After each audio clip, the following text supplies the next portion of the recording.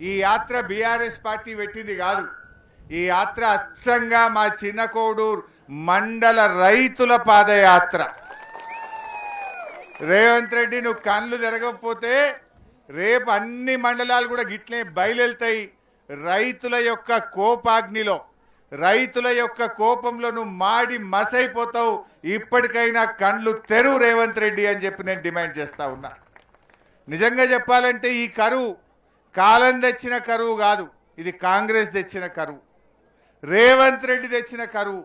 ఆనాడు మన కేసీఆర్ ఒక మాట చెప్పిండు, ముఖాన్ని మొగులుగు పెట్టి చూడాల్సిన అవసరం లేదు, కప్పతల్లి ఆటాడు అవసరం లేదు, ఊళ్ళే మన గుళ్ళో బిందెలు తీసుకుపోయి నీళ్లు పోసి అమ్మవారిని ప్రార్థించే రోజులు అవసరం లేదు.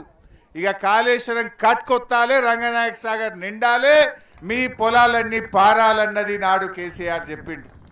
నిజంగా అట్లనే 6 ఏండ్లు బారించుకున్నాం.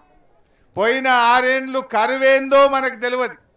పోయిన 6 ఏండ్లు మీరు ఫోన్ చేసుడు, కాలువ గేట్లెత్తుడు, మీ ఊర్లలో పొలాలకు నీళ్ళు వచ్చుడు, మీ చెరువులు ఎండాకాలంలో అలుగులు దుంకినాయి, మత్తళ్ళు దుంకిన చెరువులు చూసుకున్నాం. బ్రహ్మాండంగా 2 పంటలు కూడా పండించుకొని బతికినాం. కానీ ఈరోజు రేవంత్ రెడ్డి ఒక పగతో ప్రతీకారంతో కేసీఆర్ కాళేశ్వరం కట్టిండు, కేసీఆర్కు మంచి పేరు వచ్చిందని చెప్పి ఇవాళ కాళేశ్వరం కట్టుకొత్తలేడు.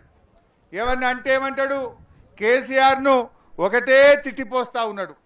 కేసీఆర్ను తిట్టిపోస్తే నీళ్ళు వస్తాయా, ఎత్తిపోస్తే నీళ్ళు వస్తాయా? నువ్వు గోదావరిని ఎత్తిపోస్తే నీళ్ళు వస్తాయి రేవంత్ రెడ్డి, కేసీఆర్ను తిట్టిపోస్తే నీళ్లు రావు. నువ్వు కేసీఆర్ను తిడితే నీ మనసు ఆనందపడుతుందేమో, కానీ రైతుల మనసులు ఉసూరుమంటున్నాయి, రైతుల గుండెలు ఆగిపోతా ఉన్నాయి. తిట్టుడాపు, కట్క ఒత్తి మోటార్లలో నీళ్లు పోయించు రేవంత్ రెడ్డి అని చెప్పి మేము కోరుతా ఉన్నాం.